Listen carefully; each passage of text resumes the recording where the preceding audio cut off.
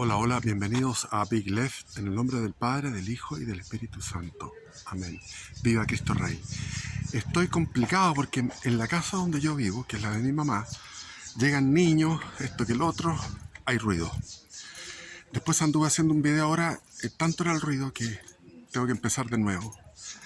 Y aquí en esta calle, en estos barrios de la Favor, son barrios de la Favor, todos están con miedo. Entonces votan por el a favor, para que se cierre el ciclo, se termine todo, poner la puerta. Claro, los hueones que usan, los que tienen las molotov preparadas, listas para tirarlas, al ver que salió el a favor, van a decir, no, yo guardo mis molotov, no voy a salir más a hacer estropicios, porque los cuicos ganaron con su constitución del a favor, y los cuicos están ofreciendo el potito. Los cuicos están ofreciendo el potito. Así que pasan autos, de repente hay trabajadores, etcétera. Una lata. Me han pasado cosas espectaculares, como ayer hablando con mi hijo menor. Me acordé de un primer amigo que yo tuve a los 13, 14 años. Y salgo de conversar con mi hijo. Estábamos en el Kika, ahí en el metro Tobalá, y de repente me encuentro con mi amigo. No puede ser, digo yo, ¿qué es esto? Qué coincidencia. Y el día domingo estuve con mi hijo mayor, el que conocen ustedes, el famoso Sebastián, y le dije yo, mira, me acuerdo de un libro que se llama Jesuitas y Masones, donde un tipo que fue jesuita y cuenta todo cómo son los jesuitas por dentro, después entró en la masonería y cuenta la historia, su historia de vida de la masonería. Y ayer estuve con una persona, con un amigo, y me muestra el libro y digo, no puede ser, el libro que me acordé hace 2 días está aquí, me lo pasó, me lo prestó, lamentablemente al abrirlo se rompe porque son unas hojas antiguas, se rompe el libro. Entonces estaba con esas cosas, con esos cosas extrañas, de sincronía se llama, en la sincronía, que uno piensa algo y viene, sincronía. Y en la sincronía estoy aquí con el a favor, en estos barrios del a favor. Y, y espero poder tener tranquilidad, silencio para poder seguir con esta saga de la historia de Chile. Habíamos quedado en la independencia. Se me quedó en el tintero el tema racial, que es importante. ¿Por qué? Porque la clase alta chilena se fue seleccionando de forma racial, porque fueron los del norte, es decir, los castellanos, que fueron los primeros, los que llegaron en el siglo XVI y XVII, fueron los castellanos. En el siglo XVIII llegaron los vascos y también catalanes. Por ejemplo, tenemos 3 presidentes Montt: don Manuel Montt, don Jorge Montt y don Pedro Montt, que es un apellido de origen catalán y que para la aristocracia castellano-vasca, Manuel Montt no era de la aristocracia. Y eso fue uno de los puntos que estaban en contra de que él fuera presidente, porque era una clase ascendente. Por ejemplo, Arturo Prat. Prat es un apellido catalán. Entonces, los del norte, ya sean los aragoneses, los catalanes, los de Navarra, los vascos, los asturianos y los gallegos, todos estos son más industriosos. Cuando yo viví en España, que viví y casi saqué mi nacionalidad, me vine porque era estúpido, en esa época era revolucionario y me vine a hacer la revolución a Chile. Estaba casado con asturiana, entonces estuve en Asturias, en el pueblo de Luarca, estudié en Oviedo, en la Universidad de Oviedo, estuve en Madrid viviendo y en Toledo también, en la famosa ciudad de Toledo, antigua, preciosa. Tengo mucho que contar de eso, pero lo que me llamaba la atención cuando llegué a Pamplona, cuando fui a la Universidad del Opus Dei, la Universidad de Navarra en Pamplona, vi que toda esa gente era igual, era como el calco de la clase alta chilena que estaba en la Pontificia Universidad Católica en el Campo Oriente. Entonces yo tenía recuerdos de haber estado 3 años en el Campo Oriente, en Chile, y era lo mismo, la misma gente que la gente que estaba en la Universidad de Pamplona. Entonces me pude dar cuenta que eh, hubo un trasplante de España hacia Hispanoamérica, pero en Chile resultó mucho más el trasplante porque la clase baja, las clases medias bajas, medias bajas y bajas, eran clases muy homogéneas. clases muy homogéneas. Entonces, si uno, por ejemplo, saca la foto de un curso de segundo medio en los años 70, porque ahora está la inmigración que distorsiona todo, pero si uno va a los años 70 y en los años 70 hace una foto de un curso de mixto, de un liceo, de Osorno, de Rancagua, de Santiago, de Valparaíso, de Puerto Montt, de Punta Arenas, uno no va a saber, no puede decir estos son del norte, estos son del sur, estos son del centro. El alma nacional es una sola. Cuando uno ve esas fotos, dice, estos son chilenos, y estos son chilenos de pueblo, y estos son el alma de Chile. Es un alma, es una unidad. Esa unidad se fraguó entre Copiapó y el Biobío, o sea, entre el río de Copiapó y el río Biobío, o sea, entre el norte chico, la zona central, la zona Guasa central, que es todo lo que va desde Santiago hasta Chillán, Los Ángeles. Todo eso es el lugar donde se fue fraguando en un mestizaje fabuloso el deseo de los reyes españoles, que era el deseo de Isabel la Católica, era la mestización, el mestizaje y el honrar al nativo, al aborigen. Y en Chile se honró al aborigen. Incluso, ya tenía que salir un perro, incluso el conservar los territorios, los araucanos, conservar esos territorios, mediante tratados, el respetar esa unidad, esa nación que yo reconozco. En los araucanos antiguos había una nación que estaba respetada por tratado con el rey de España. Y los famosos malones, donde el norte, o sea, la zona central, Chile, los chilenos ponían el vino y los mapuches ponían, o los araucanos ponían la carne. Entonces ellos ponían la carne y nosotros el vino, y se armaban unas fiestas fabulosas en estos encuentros que se hacían cada tanto para congraciarse y decir somos amigos. Y entonces los araucanos despeinaban a los soldados de línea que estaban con sus uniformes que se manchaban con gotas de vino y con grasa de los asados. Entonces esos eran los parlamentos donde llegaban todos estos jefes de los caciques con algunos representantes. Se juntaban miles de araucanos con el representante del rey, que era el gobernador, con su tropa, y celebraban la paz. Entonces se produjo una mixtura, una fusión perfecta de las clases de los aborígenes, que eran los picunches, los pehuenches, los huilliches. En el sur los huilliches ahí quedaron menos, pero en el centro estaban los pomaucaes, o sea, todos los indios que estaban entre el Biobío y los diaguitas. Entonces en el norte chico, los diaguitas, o sea, todas estas etnias, incluida la etnia incaica, todas estas etnias del norte, del centro de Chile, se mezclaron con el elemento, porque eso es lo que se decía en los libros de historia, que dicen el elemento, que es divertidísimo eso del elemento, porque como que no son seres humanos, el elemento revolucionario, el elemento díscolo, el elemento fascista. Entonces el elemento era el aporte genético de los andaluces y de los extremeños, es el mayor porcentaje de aporte a la sangre chilena. Estamos hablando de un 70% de lo que vino de la península era andaluz y extremeño, de Sevilla, de Granada, de Córdoba, de Cáceres, de Trujillo. Entonces todos esos lugares generaban aventureros que llegaban aquí, generalmente hombres, y que se casaban con indias en matrimonios totalmente legítimos y sacramentales, y generaban familias que eran las familias que fueron constituyendo las clases bajas chilenas. ¿Por qué? Porque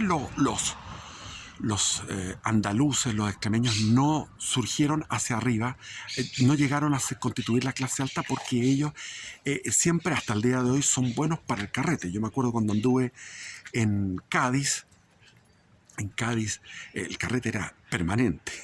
En Andalucía. En cambio, en el norte también, o sea, en Asturias, yo estuve viviendo en Asturias, el carrete era bueno, pero los tipos tenían su carrete y al día siguiente iban a la oficina. Yo no sé qué vitalidad tiene el español de que puede ir de copas durante la semana, todos los días de copas, todos los días. Terminábamos algunas veces, me acuerdo, bañándonos en una playa, en Luarca, a las 6 de la mañana, quitándonos la ebriedad, bañándonos en una playa en la costa cantábrica, en Luarca, en Asturias, y después yendo a trabajar. Entonces, ¿qué es eso? Ellos son también celebradores, gozadores de la vida, pero también tienen el trabajo. Cuando estuve en el País Vasco me impresionó porque yo me relacionaba con tipos de más edad que andaban todos con boina negra, todos como una milicia de boinas negras, que iban a estos bares a jugar el cacho y a gritar y dar voces y entusiasmados. Y en esa época era la guerra de las Malvinas y estaban por Argentina, yo también estaba por Argentina. Y ellos decían, estos ingleses, la concha de su... No decían concha de su madre, decían, joder, coño, han hundido al Belgrano, es que esto no puede ser. Y se emborrachaban y daban gritos de enojo contra los ingleses en la batalla de las Malvinas, en la guerra de las Malvinas. Yo estaba ahí en el País Vasco esperando poder cruzar la frontera, y en la frontera había yo cruzaba ilegalmente, siempre cruzaba ilegalmente. Entonces en el día me decían, "Vous êtes chilien, por ningún motivo, usted es chileno, fuera". Entonces en la noche hacía mi tiempo en Irún para pasar a Bayona, y el pasaporte chileno era un rojo espantoso, feo, ordinario. Lo envolvía, lo encuadernaba y pasaba. Qu'est-ce que se passe? Le hablaba en un francés así, le decía, bonjour. Me decían, pase nomás.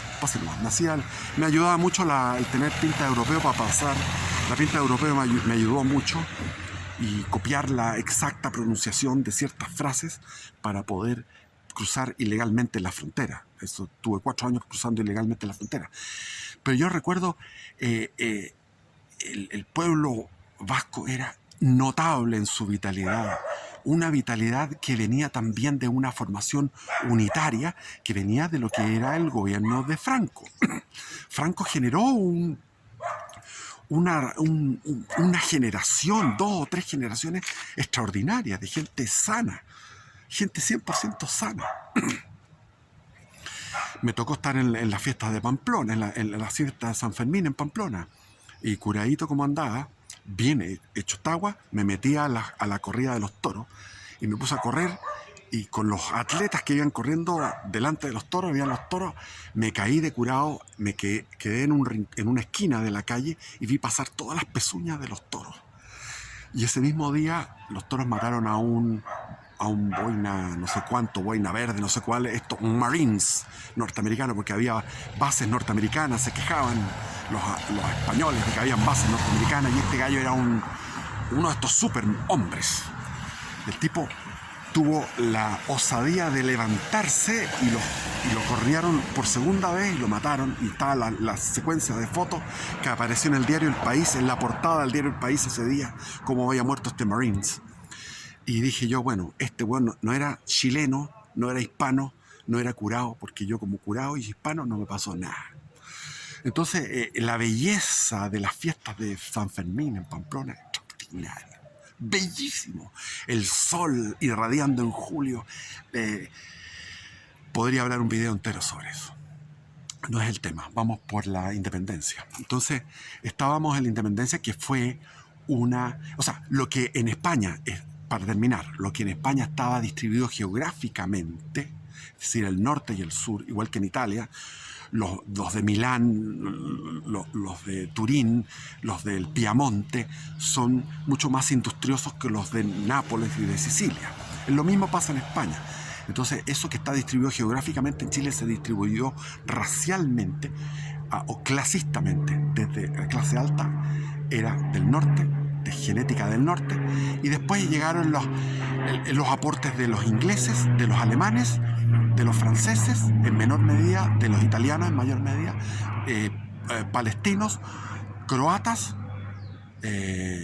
judíos, etcétera, que empezaron a constituir una clase más, la clase alta mucho más burguesa que feudal y aristocrática, mucho más burguesa y más rubia, digamos.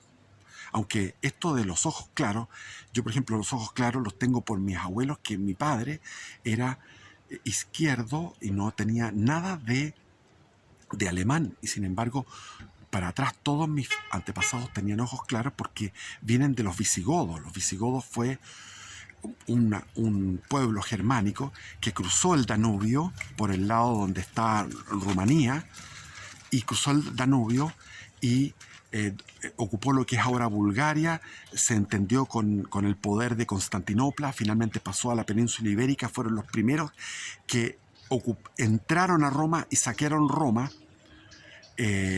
con Rómulo Augustulo, que el emperador tenía 16 años y estaba todo en decadencia. El año 476 entraron los visigodos en Roma, y después hubo un acuerdo y ellos les dieron un terreno que era el sur de lo que es el mediodía francés, o sea, lo que es Niza, el sur de la Occitania, digamos, que es el sur de Francia, y ellos se fueron corriendo hacia la península ibérica y dominaron la península ibérica por completo. Eran 500.000 de visigodos que dominaron a 6 millones de latinos, que era una mezcla, una juguera de mezclas donde estaban los antiguos tartesios, los fenicios y sus sucesores, los cartagineses, los celtas, que ocupaban lo que era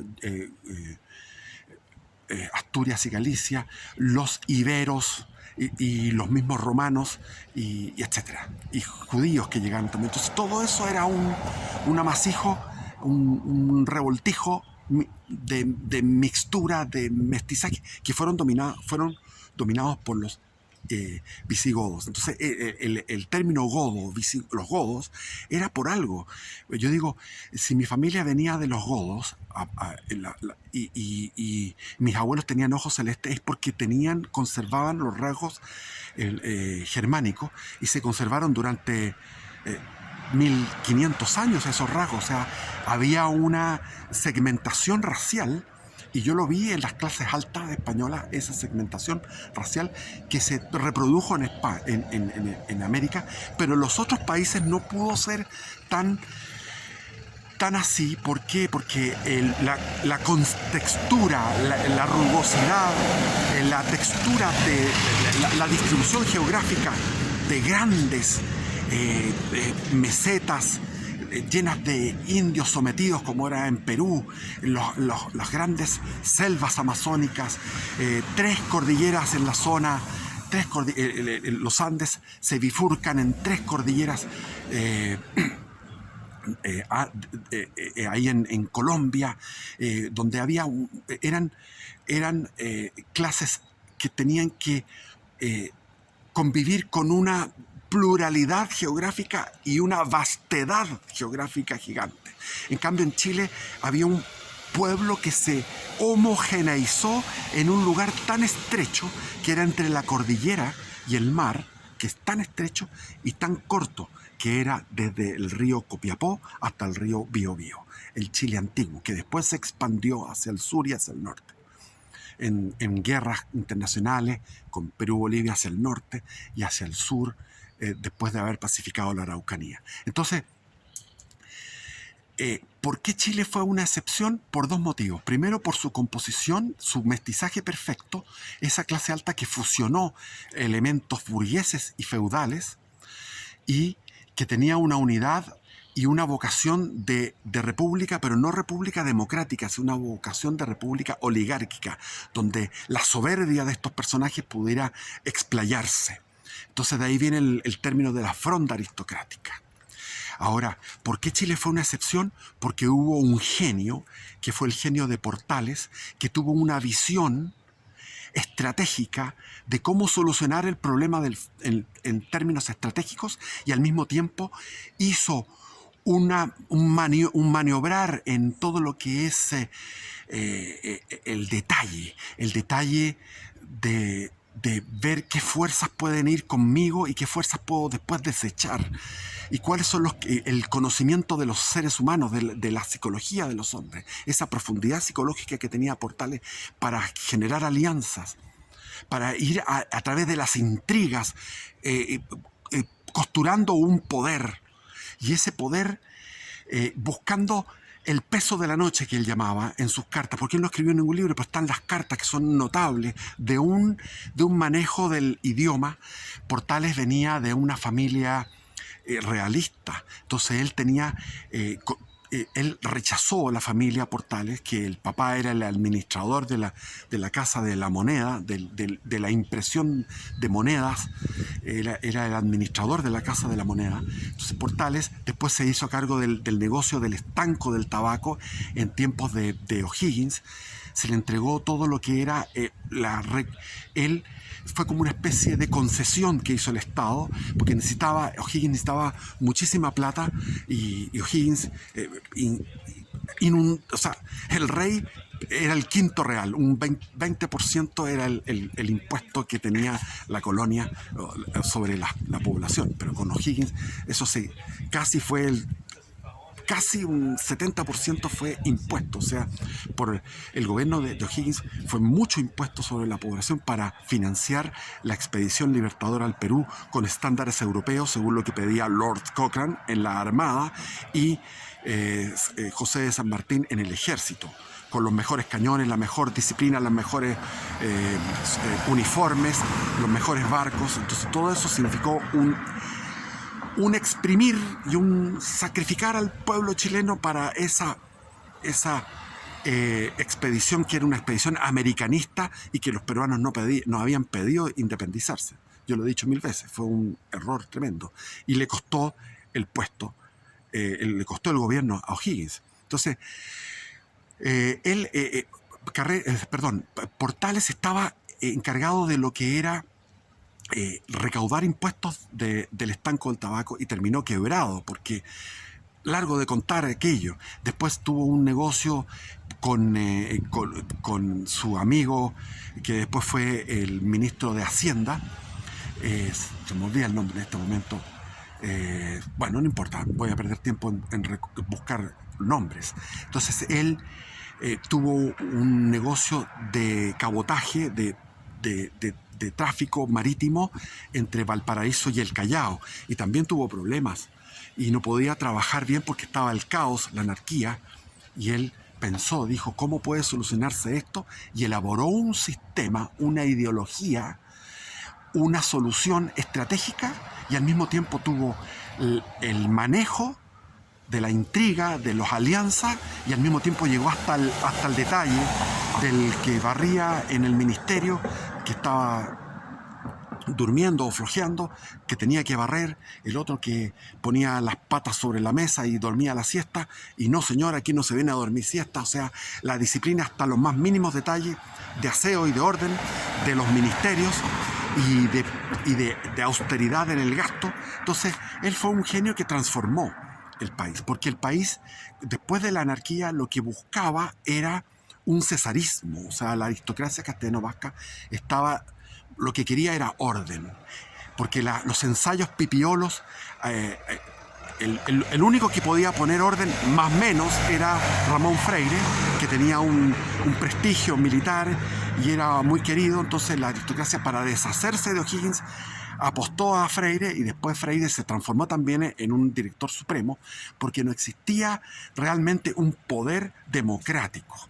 No había una república, lo que había era una república de nombre, y se podría denominar a todos estos países que emergieron de la independencia, que son 22 países hispanoamericanos, se les podría llamar repúblicas, pero solamente porque porque no había una sucesión dinástica, pero lo que rigió durante el siglo XX fueron guerras civiles entre liberales, conservadores, motines, acuartelamientos, una constitución, otra constitución, una tercera, una cuarta, una quinta constitución, y entre medio lo que hacía que los países se mantuvieran más o menos vivos era el cesarismo, es decir, la dictadura pura y dura. Entonces lo que buscaban en esta insurrección conservadora, los pelucones, los o'higginistas, los estanqueros, que eran los que seguían a Portales, esos no, pero los o'higginistas, incluso los carrerinos. Había carrerinos que eran los famosos, se me olvida el nombre en este momento, pero que eran tipos magníficos. Los carrerinos eran los Benavente, eran tipos valientes, extraordinarios, gente muy buena, que tenían nostalgia por Carrera y que también querían un gobierno fuerte. Entonces había una serie de corrientes, sobre todo los pelucones, que eran los conservadores, que habían visto el fraude electoral en los pipiolos, los ensayos constitucionales federales de Infante, la constitución moralista de Juan Egaña que no se pudo implementar, después la constitución de Joaquín Mora, que era un liberal español que escribió una cosa preciosa, que fue la constitución del 28, que se redactó en un congreso en Valparaíso, precisamente el año 28. Después estaba Francisco Antonio Pinto, que fue el padre de Aníbal Pinto, del presidente, su hijo, que fue el que estaba en la época de la Guerra del Pacífico. Este Francisco Antonio Pinto era un respetable, pero liberal, que no funcionaba el liberalismo porque era un caos. Estaba el famoso motín del coronel Campino, que entró a caballo al Congreso, a caballo, y solamente se le puso el pecho a las balas Benavente, el carrerino. Le dijo: ven, aquí yo soy el Congreso. Todos los demás salieron arrancando frente a este motín pero Benavente le dijo: aquí estoy yo, me pongo el pecho. Entonces lo natural era llamar a O'Higgins de vuelta y poner a O'Higgins como director supremo el año 29-30. Pero no fue así, porque estaba el genio de Portales, que, ocupando incluso a Freire se dio cuenta y finalmente Freire se fue en contra, pero estaba el gran José Joaquín Pérez, que era un militar extraordinario en la estrategia, en la disciplina, era un tipo de mucha devoción, de oración, muy devoto, católico y además muy trabajador.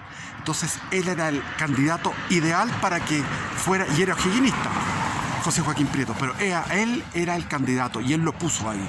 Es decir, Portales decía: mandar a los que mandan.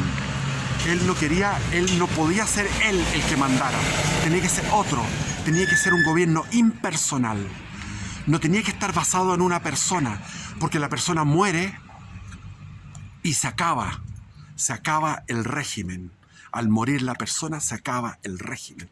Entonces dijo: tiene que ser una máquina, tiene que haber un resorte de la máquina que funcione. ¿Y cuál era esto? La abstracción del gobierno. Antes era el rey. El rey nadie lo veía, no existía el rey. El rey estaba allá, lejano. Siempre era el adorado rey. Se decían el adorado rey Fernando VII cuando era un pelota. Pero era el adorado rey porque era una abstracción. Era como Dios. Dios, la iglesia, el rey, los poderes, el peso de la noche de 3 siglos o más.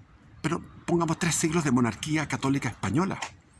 Y ese peso de la noche, esa sumisión, esa subordinación a ese poder, podía reconstituirse, revivirse, pero no encarnado en la persona de O'Higgins ni de un caudillo, sino que en un gobierno impersonal que fuera reproduciéndose a partir del prestigio de gente que fuera toda la administración pública, de gente honrada, de gente proba, de gente trabajadora, de gente devota. Portales no creía, era agnóstico, no creía, pero él consideraba que la devoción era algo práctico. Entonces, O'Higgins había peleado con la aristocracia de una manera envidiosa, resentida, porque él había pedido los títulos de su padre, del virrey, y no se lo concedieron porque era hijo natural. Sin embargo, él se fue contra la aristocracia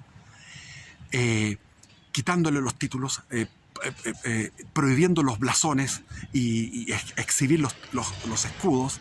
Y eso fue terrible porque ellos habían llegado a la independencia por su soberbia. O sea, la aristocracia castellano-vasca había promovido la independencia y ellos eran los gestores, eran los protagonistas de la independencia para lucirse. Y ahora venía este director supremo a prohibirles prácticamente sus apellidos, que tenían tanta rimbombancia. Entonces, el odio que le tiene la aristocracia castellano-vasca a O'Higgins dura hasta el día de hoy. Hasta el día de hoy tú te encuentras con un descendiente aristócrata y de generación en generación, el guacho Higgins. Entonces, Portales dijo, esto es ridículo. Los poderes del Estado son tres. Es la iglesia, y hay que estar bien con la iglesia, y la iglesia es funcional al orden, la aristocracia y el ejército. Y el ejército estaba con indisciplina. Entonces, ¿cómo podemos mejorar el ejército? Bueno, cortando cabezas. Vamos a cortar cabezas todos los pipiolos, todos los liberales, todos los que habían venido, por ejemplo, el Beauchef, que era un francés que había luchado con Napoleón y que venía con ideas de la Revolución Francesa. Es decir, estaba el otro, se me olvidan los nombres. Es que, bueno, Miller era otro, un inglés. Entonces había ingleses, había franceses que estaban luchando con el ejército de los Andes, que fueron reclutados por San Martín y después por O'Higgins.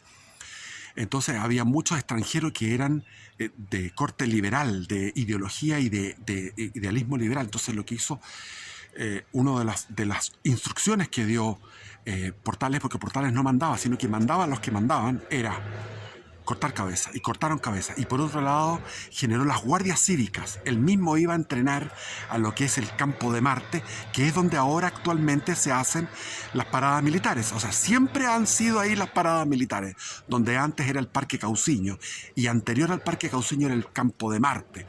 Entonces ahí salían los padres de familia, los hombres honrados, los verdaderos patriotas, iban a entrenar militarmente y formaban estas milicias de ciudadanos honrados y honestos que querían enfrentarse a cualquier cuartelazo o cualquier amotinamiento de estos militares insurrectos y díscolos.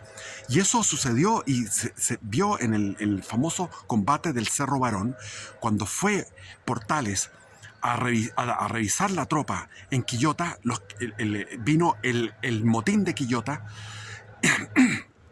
tomaron a Portales preso, lo eliminaron, lo mataron cruelmente, y de ahí fueron a tomar Valparaíso, y las milicias que había creado Portales atacaron y vencieron a tropas del ejército regulares. Es decir, él buscó cuál era